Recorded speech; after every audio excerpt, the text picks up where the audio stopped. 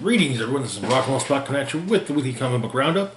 Like I said last week, we are running a little bit. We're running a day late this week because of my work schedule. We will also be running late next week too. Hopefully, this is just a temporary change to the roundup, and it won't be anything regular. But like I said, work schedule. My work schedule has been going in a bit early, so it's going to take, and it takes a while to upload. So Thursdays instead of Wednesdays for at least for this week and next week. We'll see what comes of the following weeks. Anywho, kicking things off, we've got Marauders number 12. Where we left off,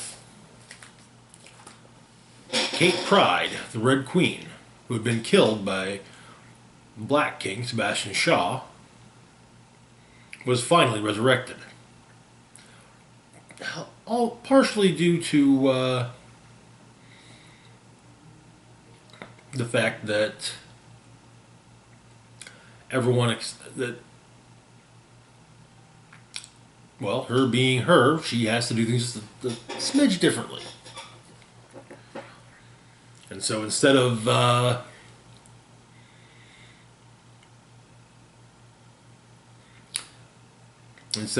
breaking through the shell of the egg that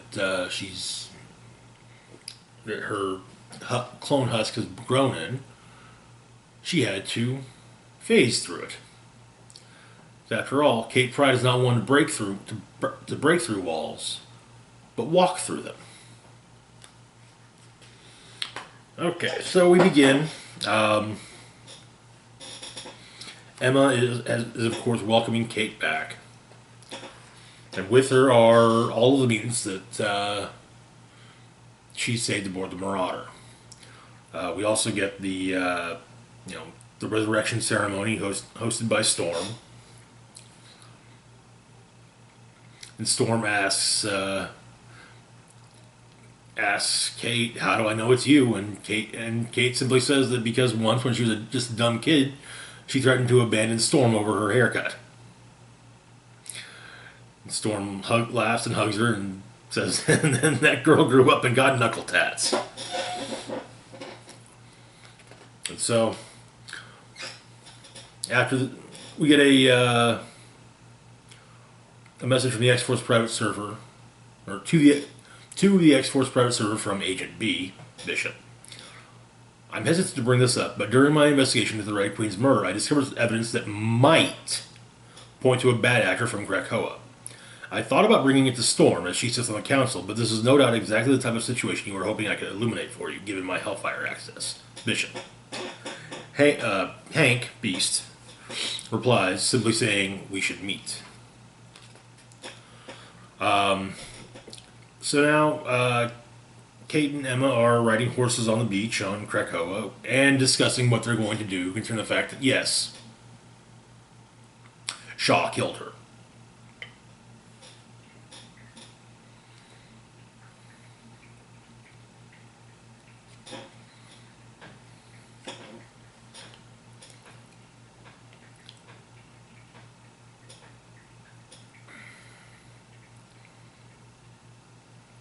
And Kate has a plan for revenge. We also get to see Bishop's. I'm guessing that it looks very much like Bishop. It is his new red court uniform. As they arrive, presumably at the Green Lagoon for Kate's welcome back party. In attendance are, of course, Cyclops, Cable, Domino, Callisto, Christian Frost, Pyro, Bishop, Iceman, Storm, Wolverine, Nightcrawler. For a moment, it seemed that maybe Rachel was there, but maybe she isn't. When Kate's body got its burial at sea, Nightcrawler made a point, however, of taking something, having faith that they would find a way to bring her back by the resurrection protocols. Her Star of David. Magic then teleports in with a with a mariachi band. Tackle hugs Kate, causing him to fall at the feet of none other than Sebastian Shaw, who is, of course, thrilled that the Red Queen is back among the living and even offers her a welcome back gift. A bottle of whiskey aged to 50 years by Tempo. Kate hugs Sebastian and thanks him for his gift and plays the part of celebration. Takes a few drinks of the whiskey, then gives the bottle to Logan, and then asks Magic to teleport her out. First to the Marauders, then food. So they get some food, and then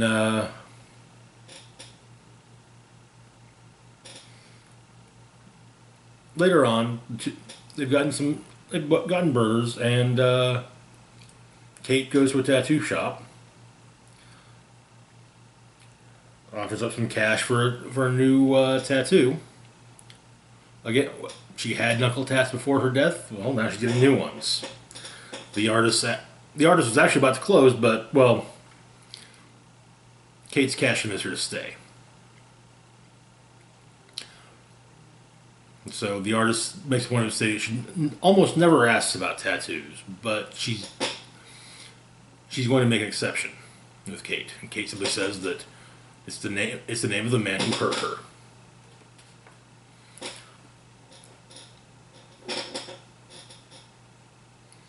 Kate then kisses the artist afterwards,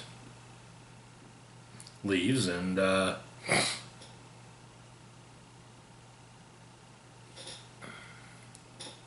asks the tattoo artist which way to the harbor, and she shows off her new tattoos.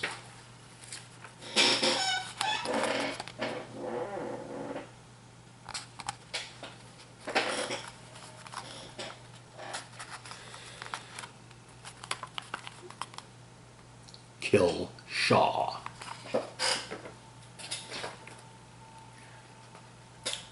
And then it's almost where the issue ends. We then get a note sent to Emma Frost from Gemma Carnation. My darling E, after you saved me from the abyss, my creativity detonated like a bomb. I was so happy to create and happy just to please you. It should have been everything I ever wanted, and it was. That is why I freaked out. I had gone from underappreciated and undercapitalized, and then I simply disappeared. Then you brought me back, and I had everything I ever wanted. It was a bit much on my constitution. Thank you for the opportunity, and expense account, to do all this traveling. My batteries need recharging, and seeing the world is how it always happens for me. Being able to walk through the gates to almost any destination is wonderful, but I have been gone for a long time, and my work requires inspiration, creativity, and, more than anything, immersion in the fashion culture. Being back on private jets with the other designers and models has been restorative. I have faced many questions about my absence. Your suggestion has been the perfect cover. They all believe I was so bored by that I faked my death until the world deserved me again. Jean-Paul was so charmed by the idea that he's thinking about trying it himself. He sends his best, by the way. I have only 3 more shows: Milan, New York, and Paris. It's been great to see what the others are doing. Now I know what I have to do to respond. I've always felt different, even before I got the extra 2 sewing hands. I think I needed this sojourn to come to peace with the fact that after everything that has happened to me, I have nothing in common with the humans anymore. Perhaps I never did. Though I left Krakoa in a bit of a state, I want you to know I'm getting my groove back. I'm not having that damn nightmare anymore. Well, at least not as often as I did. I'm looking forward to returning to the island next week. I have a moleskin filled with new looks that I hope you adore. I'm looking forward to planning the party. I hate to put you on the spot, but I'll soon need to know exactly how many changes you want. Please don't put me on the spot. The week of the gala. X, Gemma Carnation. Now, as I mentioned, this is... Oh, no. That was the end of the issue. That's right. Okay.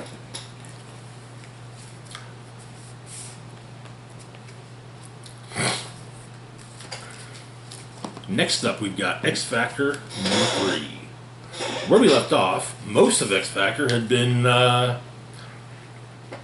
recruited as streaming stars almost immediately in Mojoverse.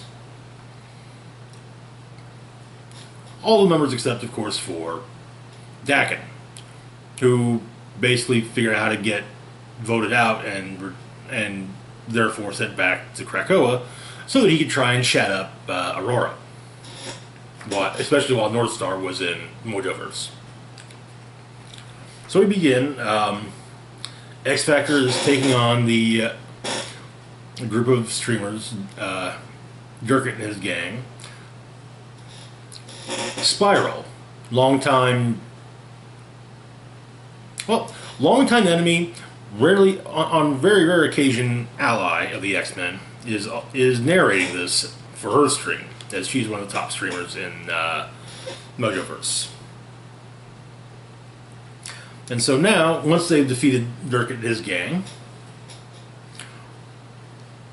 well, Spiral wants the newest star of Krakoa on Spiral Showcase. Trademark. They actually make a point of having a little trademark thing in here. So Spiral takes X Factor to her streaming studio / home.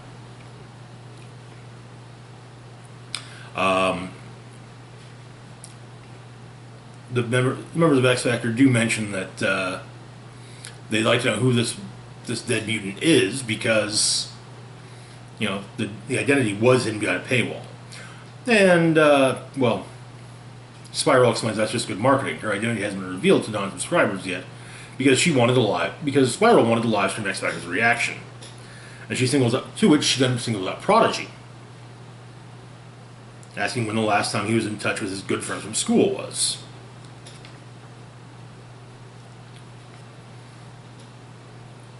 One of Ginny, part of Spiral's production team, turns out is also a mutant. Though apparently, and Rachel does try to get her to come to Krakoa, but Ginny does say, kind of makes it clear by saying, "You mean I can move to a remote island populated with villains and a couple of X-Men who've already tried to kidnap me once before? Cool utopia."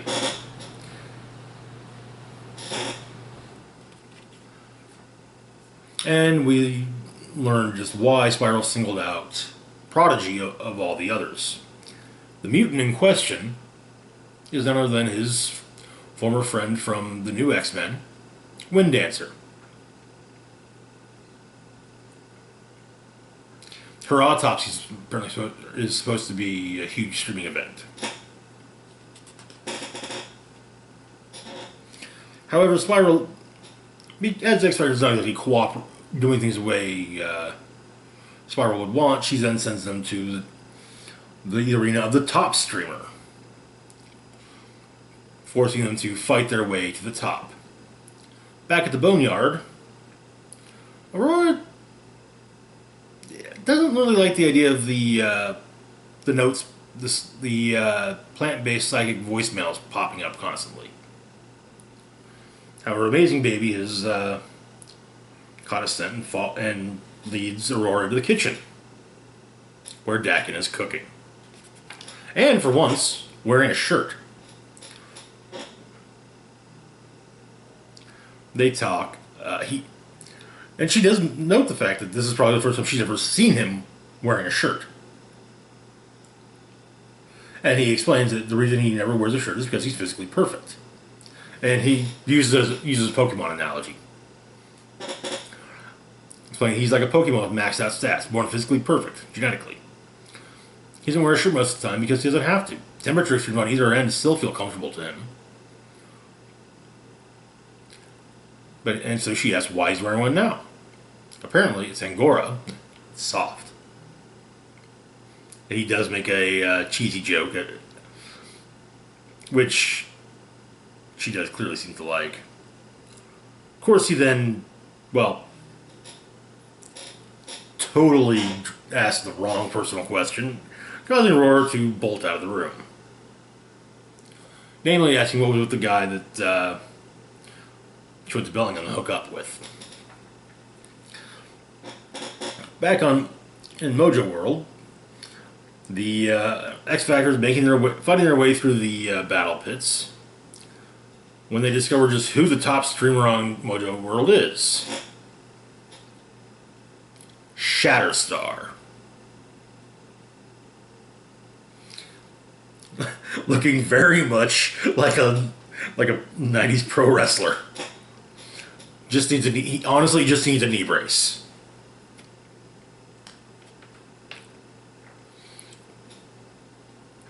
And so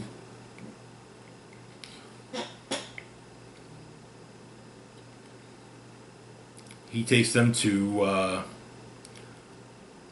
the studio home of Arise, one of the other top streamers. The channel being Arise and Shine.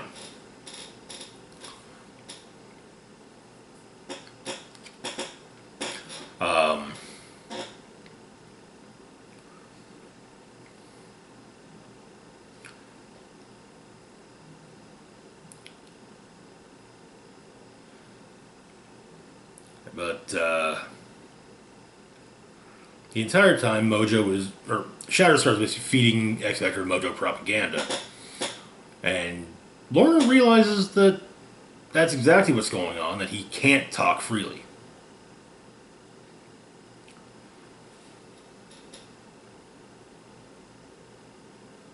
So.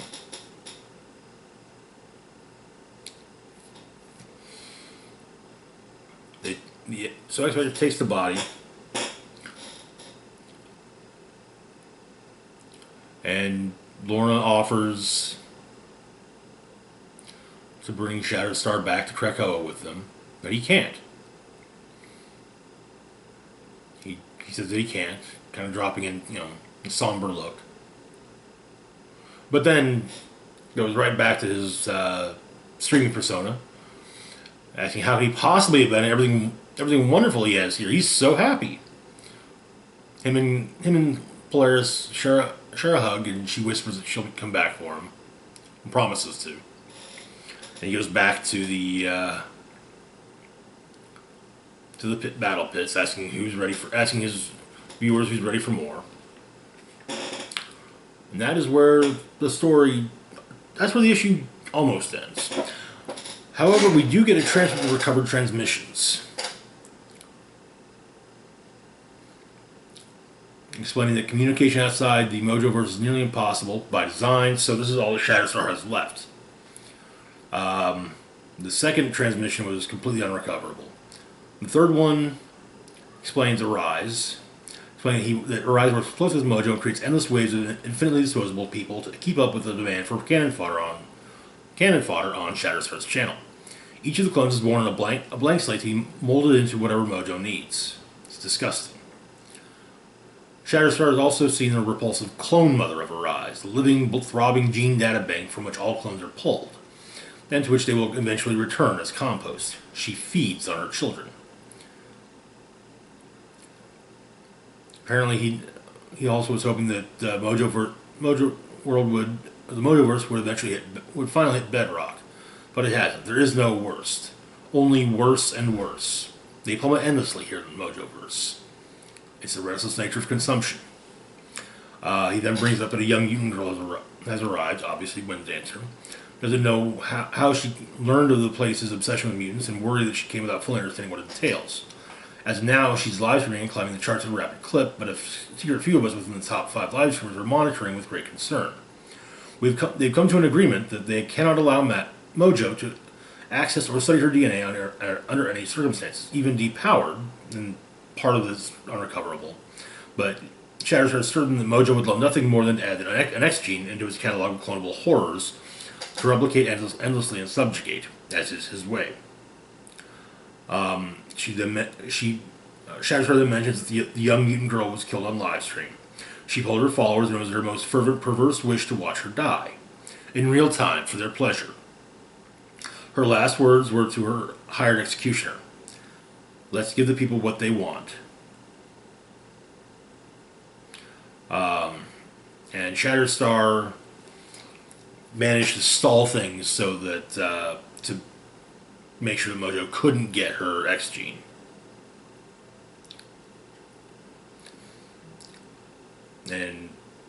But the end of that transmission is unrecoverable. Next, we got he keeps processing every fresh horror that he sees as the thing that finally broke him. Well, he immediately discovers the next fresh horror that does the same thing all over again. He feels like a snake forced to shed his skin over and over again, wondering what will even be left of him once everything's over. He said no, he's afraid. It will just be the series of husks he had to shed in his wake. Who he once was is now dispersed across 1,000 tumbleweeds, each one abandoned to roll aimlessly with the breeze. His final transmission is that he is so lonely. Next, we have a report from Aurora on what's on Mojoverse Media. Jean-Paul has for some reason ignored my adamant declaration that I do not work for him, nor X Factor, and insists I write a summary of what I viewed during my couch potato day at the Boneyard, spent riveted by Mojoverse channels. I understand his intent, but disagree with his motives. And detailing the ways in which Jean-Paul is wrong, well, that I'm happy to explain. I admittedly flipped away from these streams X Factor was appearing on pretty quickly, but one might argue that provided me with a more accurate overall vision of Mojoverse Media. My first surprise came in the form of discovering Major Domo's ASMR channel, but it makes sense when he listens to his soft, droning baritone for more than 30 seconds and becomes drowsy. He also clicks various things with his long nails and whispers into an exceptionally sensitive microphone about their illustrious, gleaming, moist god king, Mojo. Arise's channel was the next surprise. It's some kind of meditation spiritual feed he runs from his clone lab. And while I applaud his gentle encouragement of physical activity, while following along to one of his yoga routines from the Boneyard living room, I did find it disconcerting each time I glanced up and saw those faceless clones mimicking his every movement. To be perfectly frank, Arise and Shine, TM, seems like the kind of thing you turn on when you just want to look at pretty colors melting into each other while becoming one with the couch. But the biggest surprise by far came in the form of Adam X's channel. It's the 5th most popular live stream in the Mojoverse, is devoted to commentary entertainment. Yes, the title alone raised my hackles as well, and that was before noting the hourly promos for Sophia's autopsy using the footage of her death. There's quite a lot of death broadcast live from his studio, because showcasing violence and lurid detail is packaged with his content. But this isn't combat like Shattersword's more popular stream. These are snuff films, for which he provides commentary. Whether he is cognizant of doing this or not, when the inevitable collapse of Mojoverse's current culture happens, I should say, Adam X will have curated a very comprehensive and detailed archive of the way these people are suffering while thousands more idly watched. I say people, and they are. But with Sophia's notable exception, I'm otherwise referring to the many, many clones that Rise populates this world with. They are somewhat like lab rats, I think. It's difficult to explain, but being a person who had been freshly resurrected just that morning and was watching all of this, I can see the difference in Kreko's synthesized immortality for mutants versus the way endless physical duplicates were churned out of this system specifically to be toyed with, hunted for sport, or executed for profit. Overall, I find the honesty of Mojoverse channel's brutality to be somewhat refreshing. Jean-Paul flatly condemns it, but as often happens, he is wrong. Now, we do have a brief interlude, much like last week's issue of Wolverine. Psylocke, Domino, Mystique, Storm, and Gwenpool are the Green Lagoon, trading stories. When a bright light appears overhead and spirits away Storm, Psylocke, Domino, and Mystique. Blob promptly asks where everyone went, with Gwenpool explaining that it's just a tie-in. When the four return, they're all holding submachine guns. And Mystique says that she doesn't know what's just happened, but as with most things, she blames Charles. And that is where the issue ends. Which then brings us to X-Force number 12. There. Where we left off, a Xeno operative was basically designed to be something along the lines of a living Russian nesting doll, had managed to steal the Cerebro sword, and get through a gate with it. However, he didn't get through the gate alone. Quentin Quire, Kid Omega of X-Force, went with him, only to run right into none other than Mikhail Rasputin, the brother of Colossus and Magic, the long-thought dead brother, though, to be fair, everyone comes back anymore. The issue begins where it left off. Quentin is wondering why Mikhail chose country over people, though Mikhail explains that when he chooses his country, he's choosing himself. He is Russia.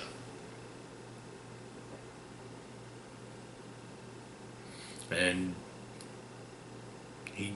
Mikhail senses great power within Quentin and opts to take him. Explaining he cannot keep the remains of Quentin for himself.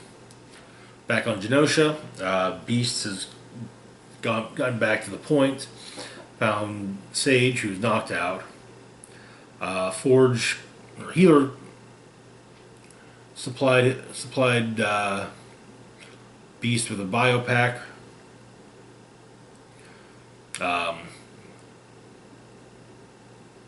He does explain he's only trying to do what's right, which, well,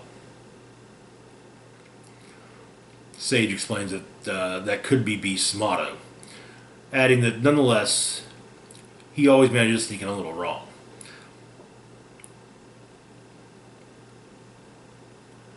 And a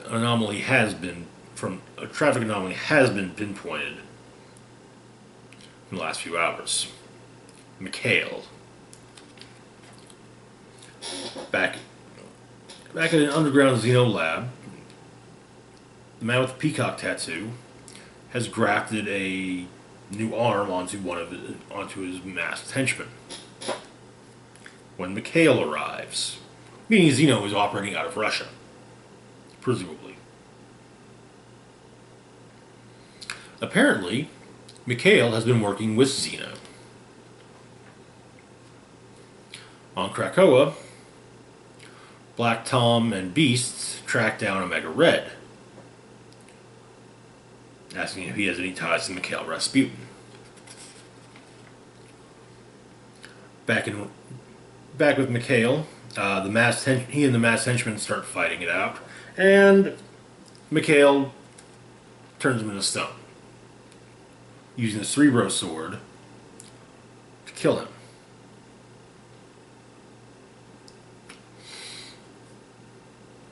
And he declares that if Xeno really hopes to change the world, they need to harness the world's powers and make them their own. That means working with mutants against Krakoa. In the Savage Land, Colossus is farming. But Domino, Beast, and Wolverine show up. They've got some questions that need to be answered on Krakoa.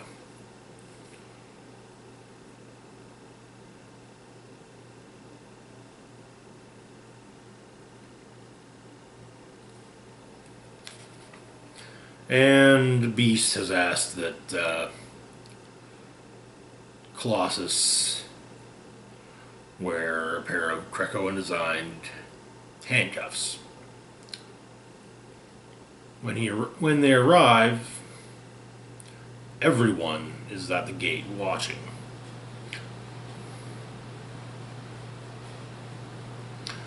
Wolverine is not happy about this, asking what's going on. Honestly wondering what's going on. We then get a excerpt from Beast's logbook, The Traitor's Parade. Our efforts to celebrate mutant kind, to forgive the sins of our individual histories and build a fresh future as a sovereign society, is of course commendable, but I can't help but think it might also be blindly optimistic. By focusing on the hopeful collective, Xavier's dream ignores the selfish impulses of the individual. Here are very relevant fears: pollution, incursion, traitorousness. We are so focused on guarding our gates that we've neglected to realize that we might have locked ourselves in, or what we might have locked ourselves in with. I have brought this concern up with Xavier several times, but he rebuffs or dismisses or sometimes attempts to placate me by saying things like, "Oh, beast, always anxious," and "This is why you're so good at your job." When I last pressed the issue, this was his response. "Because I have everyone here," tapping Cerebro, "I also trust everyone here." But we all know this is not a failsafe. Mind wipes and mesmerism and telepathic blocks, and I'm sure there are many other tricks I haven't even considered, could bypass Cerebro. Jeremy Bentham's Panopticon was not merely a brilliant design for a prison, it was a brilliant insight into the philosophy of control. The Central Guard Tower makes the inmates unsure whether they are being observed, and so they behave accordingly. In much the same way, America's crime rates are significantly down due to doorbell cameras, traffic cameras, cell phone cameras. The want to do wrong will always be in us, but the fear of being seen overrides it. I have a plan, and though it may be controversial and condemned by some, I know it is right. We will detain all mutants with Russian ties, and we will make their detention a spectacle. I don't want to keep this quiet. I want it to be a parade. I recognize this is unfortunate, but it is also the best possible thing we can do for Krakoa. A little fear and paranoia keep people safe.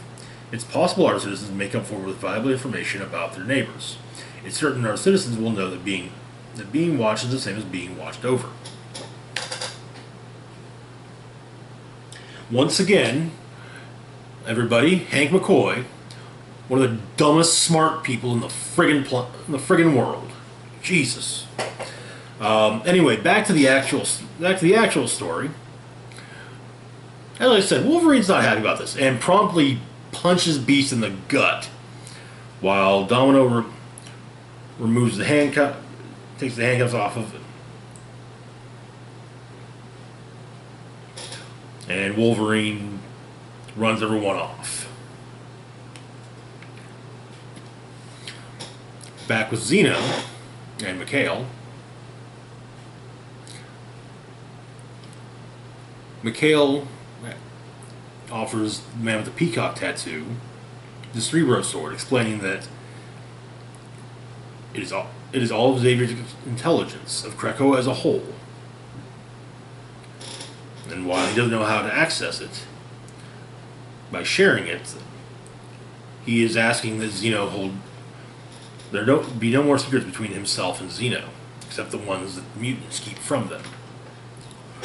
He then opens up a hole in reality and brings Quentin Quire forth, explaining that they need to continue to update their arsenal.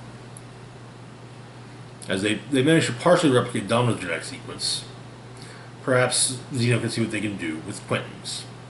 Back at the point, Wolverine's brought Jean in to figure out the truth, because she is the only one that he trusts to do so when it comes to Omega Red and Colossus. And that is where the issue ends. Which brings us to this week's Empyre tie-ins. Yes, I know, the last issue of Empyre was last week. In fact, one of the tie-ins we'll be covering was released last week, but I didn't manage to get a copy of it until today. So, yeah. Starting off with Captain Marvel number 21. Where we left off, Supreme Accuser Kal-El had cleared the name of her half-sister, L'Oreal, with the help of the Carol Corps, War Machine, Hazmat, and Spider-Woman, while L'Oreal was on Earth fighting off the Kotati invasion. At the end of the last issue, a good friend of Carol's came to explain that her daughter Kit, a very close friend of Carol's, was missing. Or had been taken by the Kotati. And so L'Oreal went to intervene. So the issue begins with L'Oreal fighting off the Kotati, but it's further into the invasion, so more higher numbers. But Carol and her allies arrive, freeing L'Oreal, and so the quintet then take on the Kotati. However, during the fight, the hammer of the Accuser is knocked out of Carol's hand.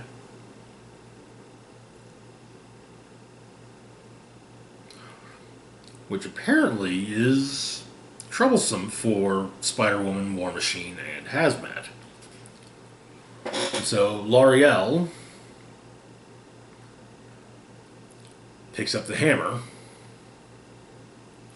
draws the power that was divided from it back to it, and becomes the Accuser.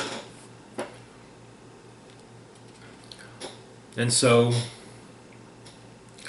Carol and her half-sister, as well as her friends, take down the Kotati. Apparently the building, which is clear of civilians, is a Kotati nest, so they destroy that. Kit is rescued.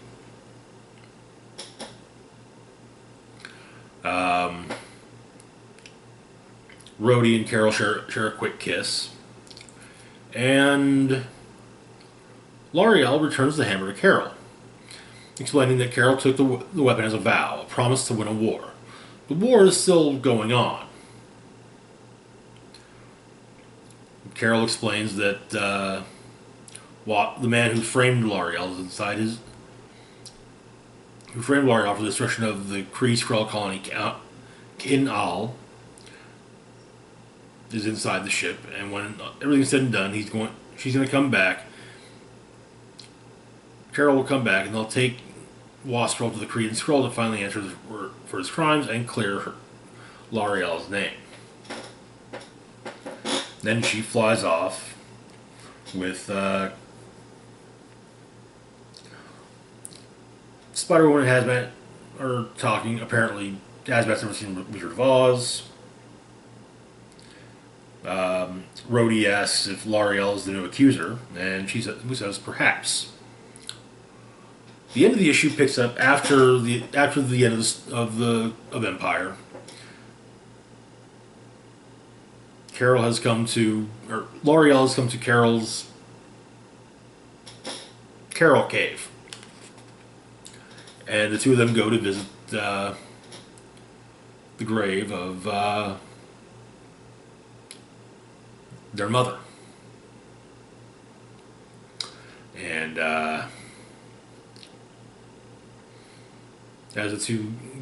after L'Oreal says some very kind words, even though L'Oreal never knew Marielle,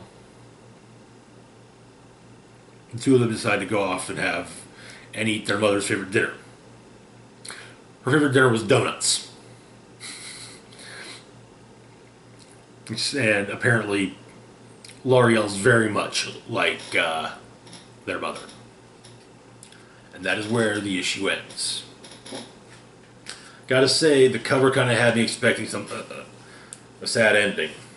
I mean, it still got an emotional ending, but, expecting something a bit more, yeah. Moving on, now, from last week, though I didn't pick up till today, because, yeah, that happens. We've got Fantastic Four number 23. Where we left off, the Dark Harvest, the enforcers of the Priests of Pama, had kidnapped Joven, and were trying to dig through, as Joven is the living chronicle of Kree history. The idea being to rebuild the Omniwave projector to basically turn the Kree and Skrulls against one another again. While the rest of the Fantastic Four are dealing with the invasion elsewhere, however, their security system has called in two backup members of the Fantastic Four, Wolverine and Spider-Man. And so,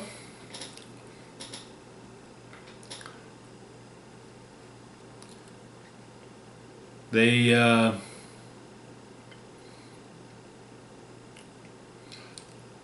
They help the Four deal with some of the help the Korean Skrulls deal with some of the soldiers, and then find out that they did see some of the Dark Harvest, a few zone back at Alchemax, where Spider-Man remarks about how his pal Peter Parker, not that long ago, owned that building. $1 billion company, lost it all overnight. Explaining this to Logan and asked if Logan can believe it. And, well, Logan at least says, knowing Spider-Man? Yeah, he can. So they're looking at what's been stolen and Valeria figures out their plan. Back at the Dark Harvest base, they've got the Omni-Wave projector and Joven crystallized, and they're using Joven's memories of the beginnings of the Kree Skrull War to once again reignite the Kree Skrull War. And yes, that's exactly what happens. Joven wakes up knowing that Nakala wakes up knowing that Joven has something's wrong with Joven. She impersonates Sky and then flies out to save Joven. Well, meanwhile, Valeria and Spidey are trying to build a means of finding where the Priests of Palma are. And while Wolverine is doing what he can to make Franklin feel better about everything that's happened so far. However, Nakala, impersonating Sky, flew over them, and apparently her wound from Wolverine hasn't entirely healed, and she drips some blood, and Wolverine finds the spot of blood, gets her scent,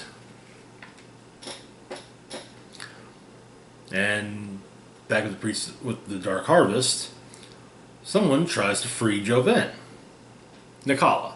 So she's then placed in a crystal as well, and so now they can truly turn the Kree Skrull against one another again. However, the backup FF show up,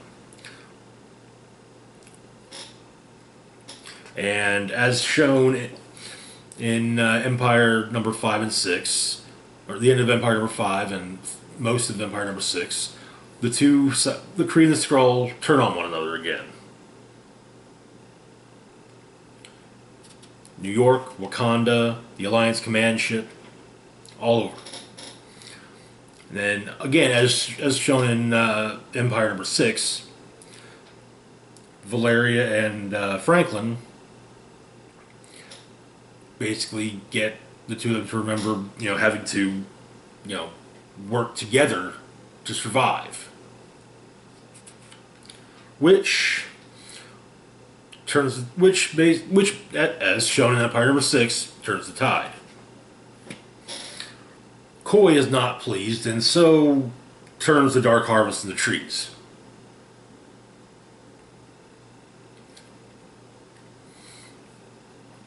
The kids are freed.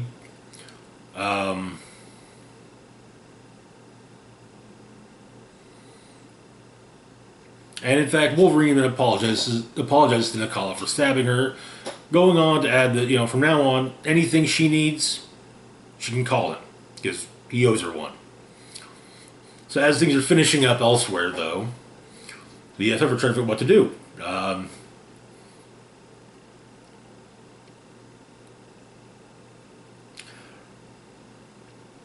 Apparently, they'd like to go to the place that Franklin mentioned on the way to 4 Yancey Street, the land of Disney.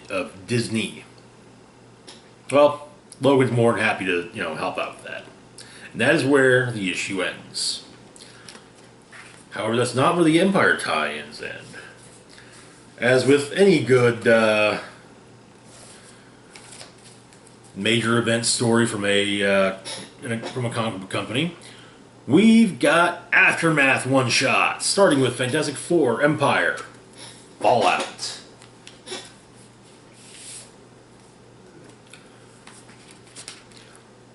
So, the issue is narrated by the Unseen.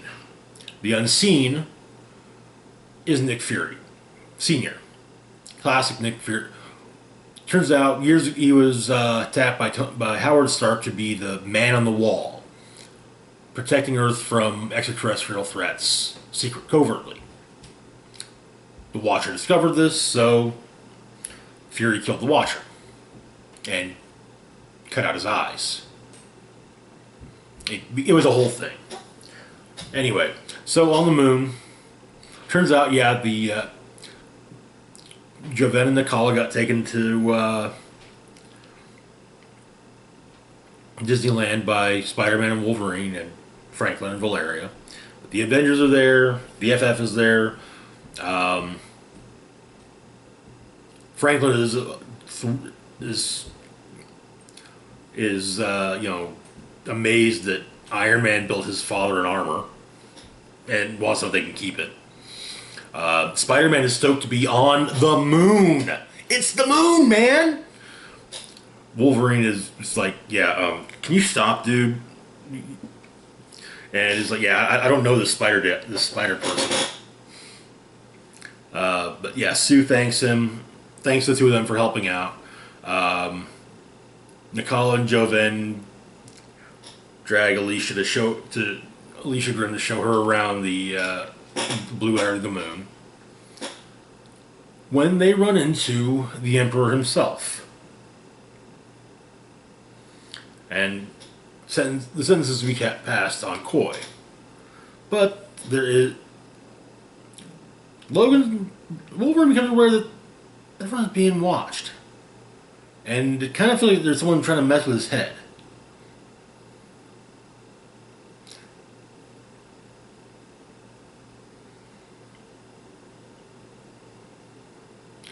With Thor kind of saying, it's basically just the new Watcher.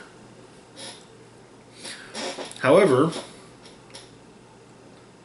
the Avengers and the Fantastic Four are quite curious about the Gotati weaponry because it's not their tech. And so, Mr. Fantastic called in a specialist, the Profiteer.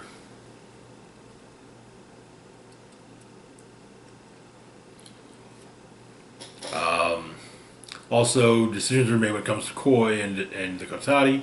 They are banished to another world, and Thor uses the Earth powers he apparently got for himself off panel. Honestly, would have liked to have seen that story. I just want to say I would honestly have loved to have seen Thor's quest, even just as a one shot. I think it was supposed to be. There was supposed to be one, but it got. I think Marvel kind of just said, yeah, with what everything's going on, we'll just no. Thor just disappears after the second issue and comes back in the last one, green. But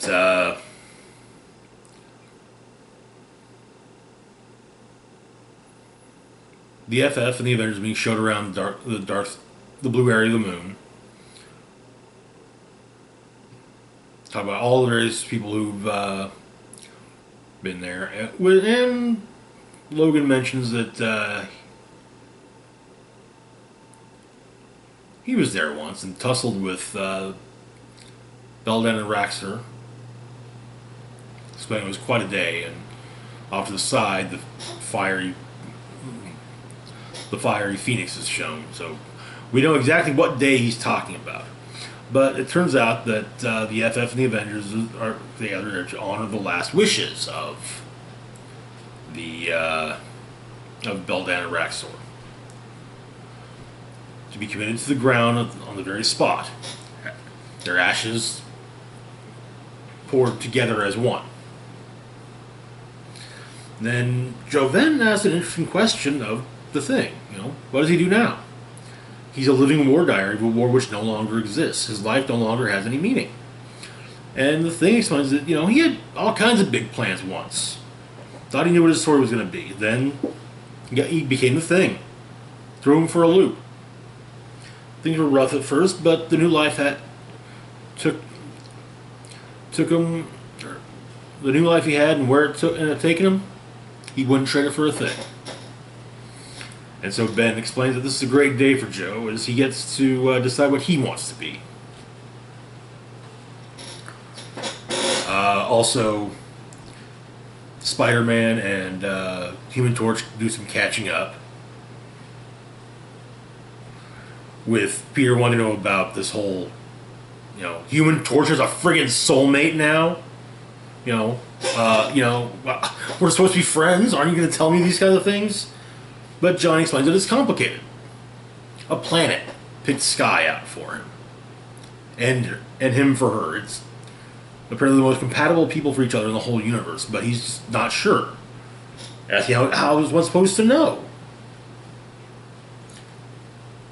And apparently, and Johnny's glad to hear, and Johnny is once again glad to note that Peter and MJ are back together.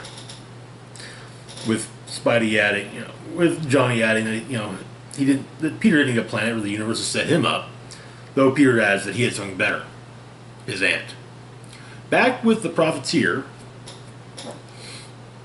she explains that her fee for what she's doing is the power source of all the unbelievably ancient power sources of all the weapons.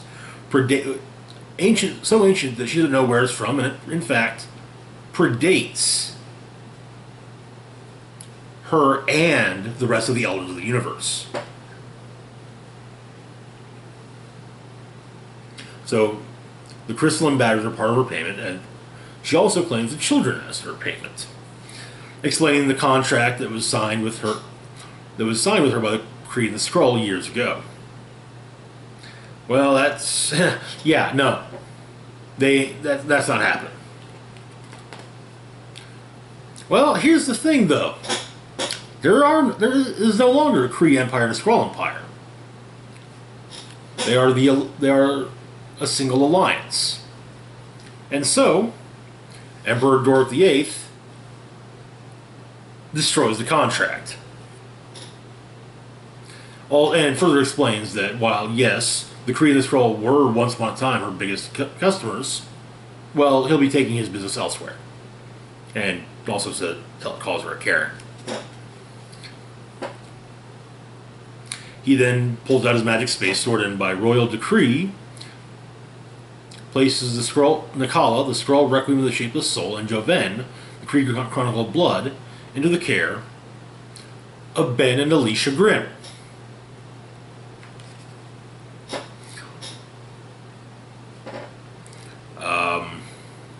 And so after this, the Avengers, the FF, the Alliance, they all go home. And so now, the Unseen goes to find out just who made these weapons. However, something happens from the Watcher eye he had placed into his damaged eye socket. Uatu, the Watcher, has returned, missing his right eye. And the Unseen asks him, asks how it's possible Uatu's back, demands that he say something. And Uatu simply says, "There shall be a reckoning." And that is the end of that issue. So, yes, in typical comics fashion, the event ends setting up another event. However, we now come to the final book of the video, Avengers: Empyre Aftermath.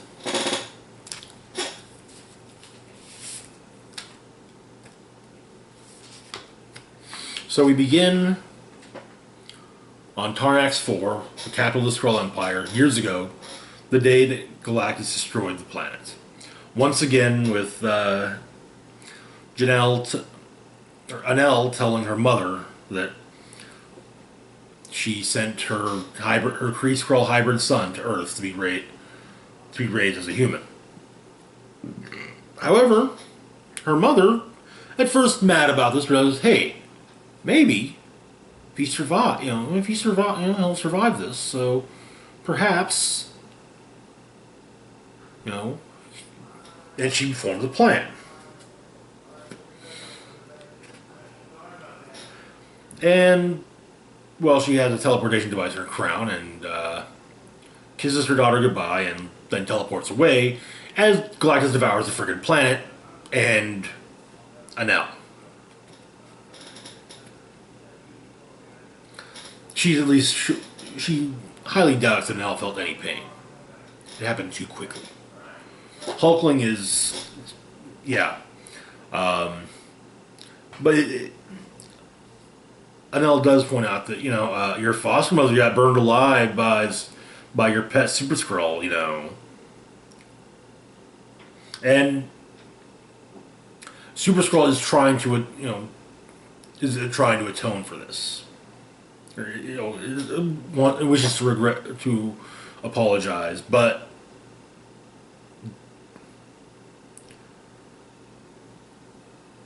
Hulkling explains that Colbert's time is coming. So then, Hulkling asks how his grandmother ended up leading the Kree. And she explains that there actually was a Tanalth. She was a prisoner of war, long dead in their dungeons. Her shape was on file.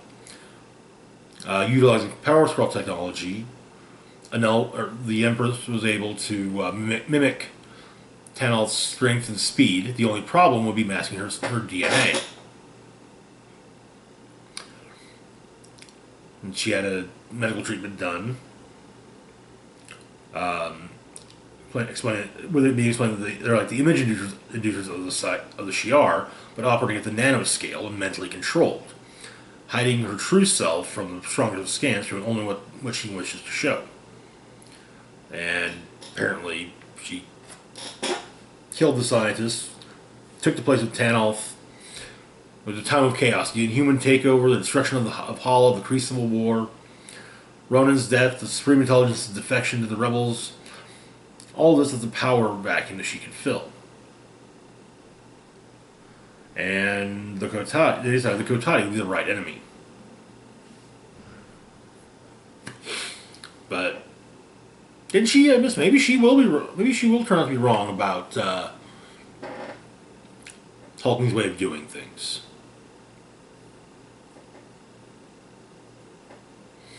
And then she does ask how her grandson's wedding went. It was the previous day on the command deck. The rabbi performing it explains that it was his first out-of-space, same-sex Jewish wedding, but he does hope it's not his last. And so,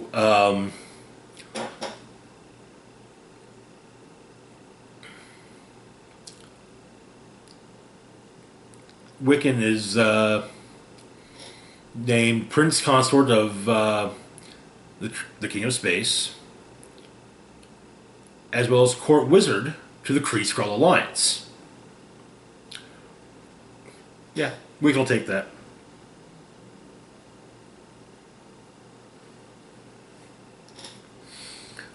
But they've got so now it's time for the party. Looking around, you can tell quite a few people in attendance. Couple of New Mutants, well, at least Sunspot and Cannonball from the New Mutants, Abigail Brand, Ghost Rider, Spider-Man, Wolverine, the FF, the Avengers, Songbird, Rocket Raccoon, Nova. I think Phyla-Vell is there. Hercules and Novar. The Young Avengers, Hawkeye. There's a Skrull DJ.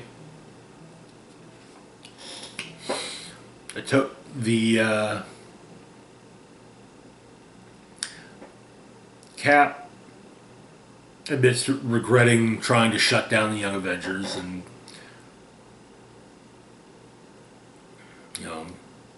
saying they probably should have, instead of trying to shut them down, they should have mentored them and trained them. Tony also has another suggestion.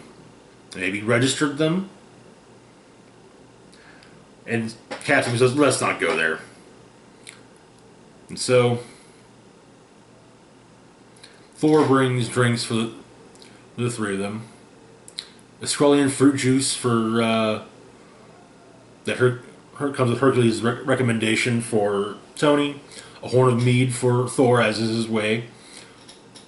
And for Captain America, an American beer. And the three of them propose a toast to Mar-Vell.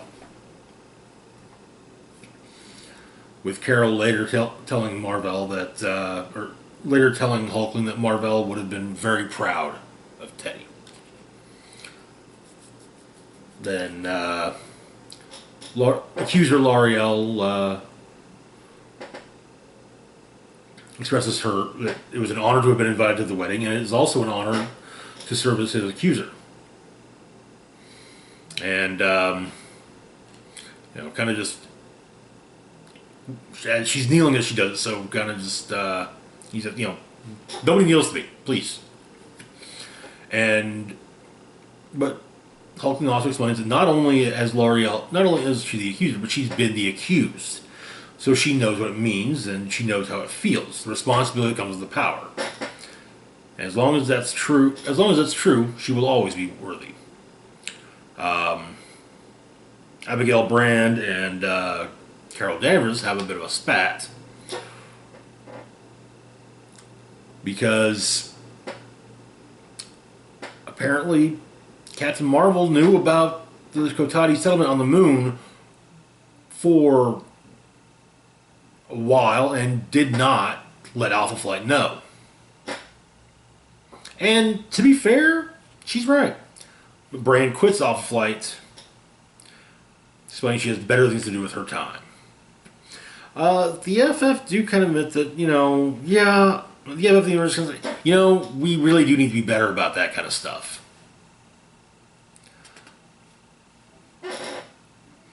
And, of course, it does kind of bring things to a bit of a halt, but, and Hulkling and Wicker are like, it's kind of weird, we stopped the party.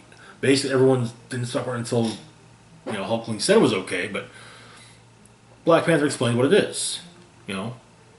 It's Hulkling's room, his court. In the palace, all eyes look to the king.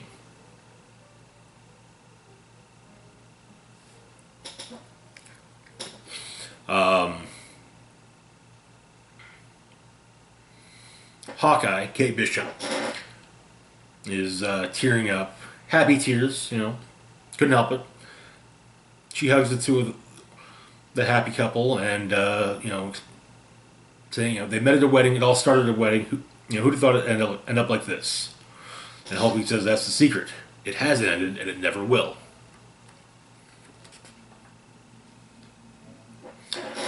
However, Hulkling's grandmother is not so sure of that.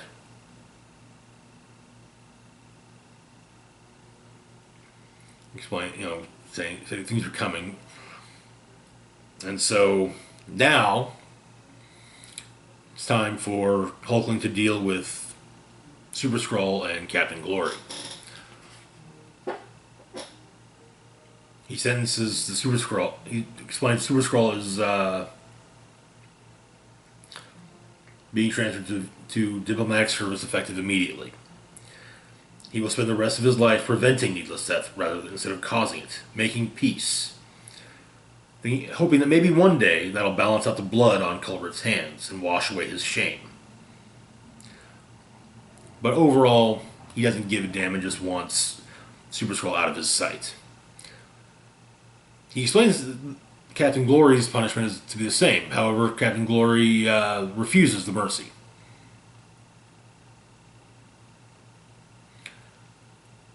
He hasn't been gene modded for peace. And so, and Hulkling explains, if you reject a diplomatic position or posting, then it's going to be a life sentence for Glory and a penal stockade. So Glory says, "You'll know where to find me." Explaining he's a soldier, a super soldier, maybe the best, a living weapon in the service of the Emperor. The Emperor can holster the weapon until needed, but they both know he will need it. There will come a day when he's the only one keeping him alive. Then cut to the future.